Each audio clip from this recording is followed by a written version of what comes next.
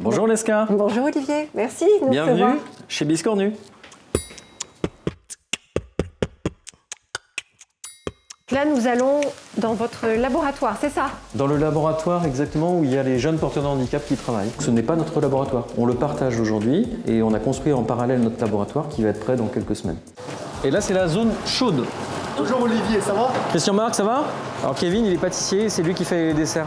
Mais t'as eu l'info qu'il y avait plein de clients qui avaient dit vous avez changé de pâtissier, là vous avez un super pâtissier pour le dessert. Thomas, tu fais quoi là? Je prépare les verrines, carottes plus bœuf. Avec de la ciboulette plus d'huile d'olive, sel, poivre. Ça va être excellent. J'habite tout seul en foyer d'hébergement. C'est Olivier qui me l'a recommandé. C'est un foyer qui est à 15 minutes à pied? Oui, qui a 15 minutes à pied, c'est pour les adultes porteurs d'handicap. Alors Kader, il est un peu comme mon enfant, parce qu'il parle pas. Alors, un petit peu, tu parles maintenant, tu parles de mieux en mieux. Hein. Ah ouais, c'est bien. Très Ouais. minutieux Kader. Ouais. C'est bien parce que c'est bien aligné, Ouais. ça travaille très proprement. Donc de pouvoir faire ce genre de pièces pour Kader, c'est extraordinaire. Pour moi, c'est la preuve extrême que c'est possible. C'est pas parce qu'on est différent qu'on peut pas faire des belles choses et des bonnes choses.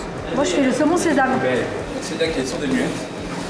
Et pour travailler avec Célia, pour le coup, on lui fait des images comme ça. Voilà son ombre, Oui. toutes les pièces qu'elle a à faire. Donc elle a sa feuille, elle a tout ce qu'elle a à faire, elle travaille. Et elle travaille. On travaille avec Affûté, donc l'association que j'ai créée en même temps, sur des fiches universelles de tâches élémentaires. Ça permet de travailler en équipe justement parce qu'on explique d'une façon universelle ce qu'on attend à tout le monde. Du coup, quelles que soient les différences, ça marche. C'est ça la logique du travailler ensemble ou vivre ensemble. Exemple, les deux filles qui travaillent souvent ensemble, c'est Célia qui ne sait pas très bien compter. Donc pour Oui, le coup, ouais. Lorraine aide Célia à compter, elle t'aide à compter. Mais Célia regarde tout le travail de Lorraine. Ah ouais? Ce qui fait que Lorraine ne veut pas se tromper parce qu'elle a Célia qui la regarde. C'est bien. C'est la surprise des travaux finis en fait. Alors, elle inspecte mon travail. Clémence. Clémence.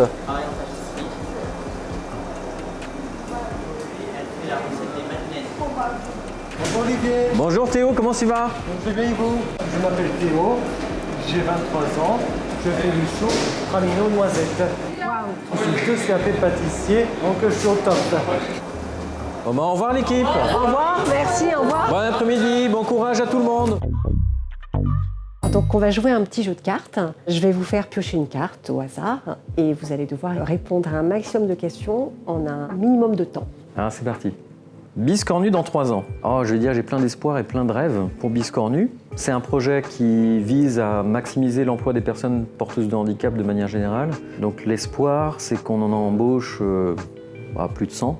Si vous pouviez partager un repas avec n'importe quelle personne vivante ou décédée, qui choisiriez-vous? Dans les personnages incroyables, pour moi, il y avait Gandhi. Gandhi qui justement avait une façon d'aborder des problématiques de société avec l'envie de pouvoir fédérer, quelles que soient les différences. Je pense que c'est quelqu'un qui m'a beaucoup inspiré. J'aimerais bien pouvoir avoir un repas avec Gandhi. Ouais. Le handicap est-il un business comme un autre? Alors pour moi, c'est pas un business. Le handicap est juste une particularité comme nous avons tous une particularité. Le business, c'est d'être traiteur. Voilà. Biscornu est un traiteur fait par des porteurs de handicap, certes, mais le handicap n'est pas un business. Vos 3 conseils aux entrepreneurs qui souhaitent intégrer l'inclusion dans leur modèle. Ne pas vouloir atteindre d'objectifs, mais donner les moyens d'accueillir la différence et de travailler avec cette différence.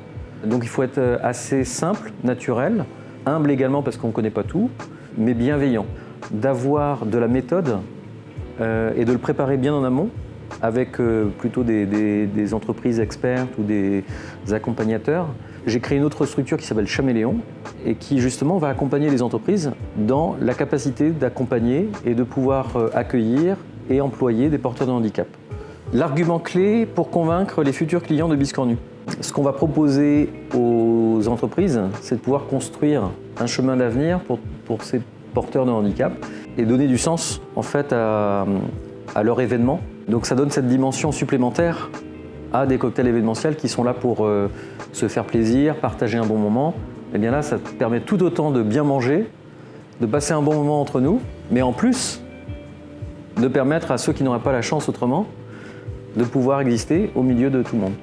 Si vous étiez ministre, vos 3 priorités en faveur du handicap en 2024. Être encore plus engagé dans le taux de porteurs de handicap dans les entreprises. Les personnes porteuses de handicap en France, c'est 12 millions de Français. Sur 67 millions, ça fait 18%. Donc vous voyez qu'il y a un petit peu de chemin supplémentaire pour être représentatif de cette société. Donc je pense qu'il y a une incitation forte de la part des pouvoirs publics. Et en plus d'avoir cette incitation forte, je crois qu'il faut donner les moyens aux entreprises de pouvoir le faire correctement.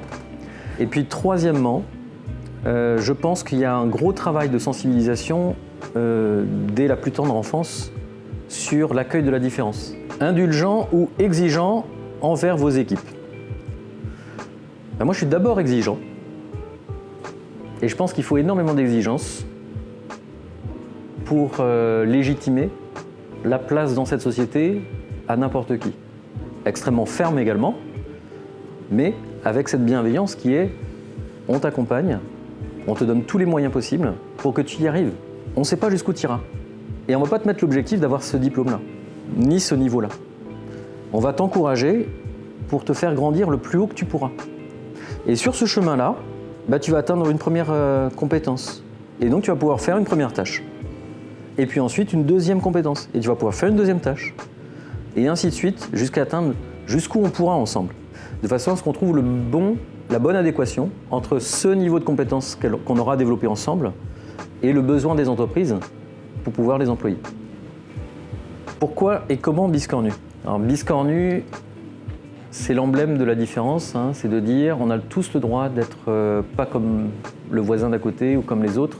J'ai choisi exprès le métier de la restauration, de la gastronomie, pour exprimer ce combat-là, de changer un peu la façon de penser qui est assez normative et normalisée, puisqu'elle a tendance à dégrader un peu les choses et les environnements, négliger les ressources humaines, naturelles. Et donc, comme emblème, comme symbole de ce combat-là, on utilise des fruits et légumes biscornus. Donc des fruits et légumes qui sortent du calibre également et qui sont jetés parce qu'ils sont différents. Un peu comme nos enfants porteurs de handicap qui sont différents. Pouvez-vous partager une anecdote marquante? Je voulais me lancer au départ dans le métier de traiteur, mais pour faire des plats préparés. Des plats préparés, c'est-à-dire une entrée, un plat, un dessert, dans des verrines en verre, pasteurisées, pour avoir une DLC de 3 semaines. Et puis ce qui s'est passé, c'est que l'histoire, les clients n'ont pas demandé ça au début. Ils ont demandé à ce qu'on fasse des petites pièces cocktails. Et on a fait notre premier événement comme ça. Des fois, on a un concept, une idée de ce qu'on veut faire, et puis la réalité nous amène ailleurs. Quelle est la plus grande leçon que vous avez apprise depuis l'ESCA et la création de Biscornu? Le courage, une leçon de courage. J'avais une peur immense de me dire je vais me planter, ça va pas marcher, je vais jamais savoir faire parce qu'en fait j'ai jamais eu plus peur de quelque chose que du handicap de mon fils.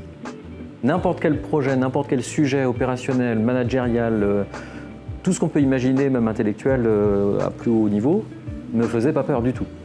En revanche, le handicap me fait extrêmement peur. Je voyais bien mon fils, il parle pas, il écrit pas, il lit pas. Comment lui faire un avenir? Et j'ai eu des vagues d'angoisse incroyables au démarrage, qui pouvaient me bloquer l'accès à mon cerveau, qui me donnaient des acouphènes, qui me donnaient des tensions dans les bras, qui me donnaient de la tachycardie.